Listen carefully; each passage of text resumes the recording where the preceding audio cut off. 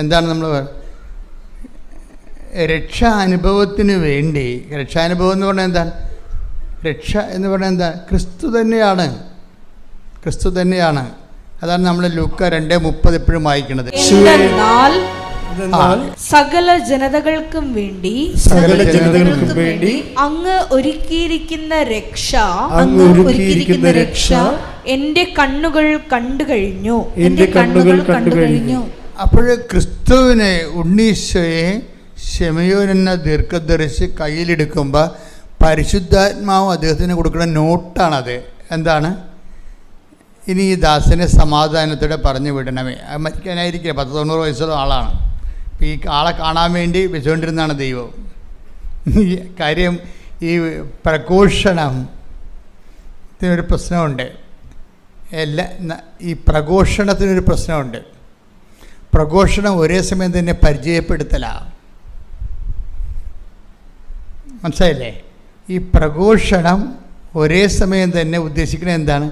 പരിചയപ്പെടുത്തലാണ്. അപ്പം ഈ പ്രഘോഷണം ആർക്കും കയറി പ്രഘോഷണം ചെയ്യാൻ പറ്റത്തില്ല. അതിന് ദൈവത്തിൻ്റെ ഒരു മുദ്രയൊക്കെ വേണം.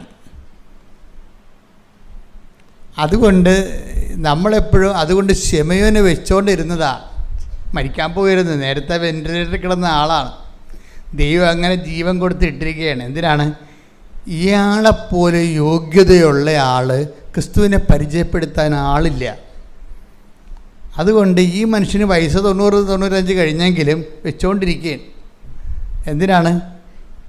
അതാണ് പറയണത്, ഇനി ഈ ദാസനെ സമാധാനത്തോടെ വിട്ടയക്കണമേ. പിടിച്ചു വെച്ചോണ്ടിരിക്കുന്നുണ്ട്. വിട്ടയക്കണം എന്നല്ല സമയം പറയണത്. ഇനി ഈ ദാസൻ എന്ന് വായിച്ചത് ശ്രദ്ധിക്കട്ടെ. ഹല്ലേലൂയ. ലൂക്ക 2:29. കർത്താവേ അവിടുത്തെ വാഗ്ദാനമനുസരിച്ച് ഇപ്പോൾ ഈ ദാസനെ സമാധാനത്തിൽ വിട്ടയക്കണമേ. അപ്പൊ പിടിച്ചു വെച്ചോണ്ടിരിക്കരുതെന്ന് മനസ്സിലായില്ലേ? പിടിച്ചു വെച്ചുകൊണ്ടിരിക്കരുതെന്ന് ഇയാളാ. എന്തിനാണ്? ഈ ആൾ മാത്രമേ ആ തലമുറയിൽ ക്രിസ്തുവിനെ പരിചയപ്പെടുത്താൻ പറ്റിയ ആളുള്ളൂ. അത് ഭയങ്കര സീരിയസ് വിഷയമാണ്. നമ്മൾ ഈ ഉടമ്പടി എടുത്തിട്ട് നമ്മൾ ഉദ്ദേശിക്കുന്നത് ഒരു കാര്യം, ക്രിസ്തുവിനെ പരിചയപ്പെടുത്താൻ പറ്റിയ ഒരു ക്വാളിറ്റേറ്റീവ് ചേഞ്ച് ഉണ്ടാകണം. എല്ലാവർക്കും ക്രിസ്തുവിനെ പരിചയപ്പെടുത്തിയാൽ ഏക്കത്തില്ല.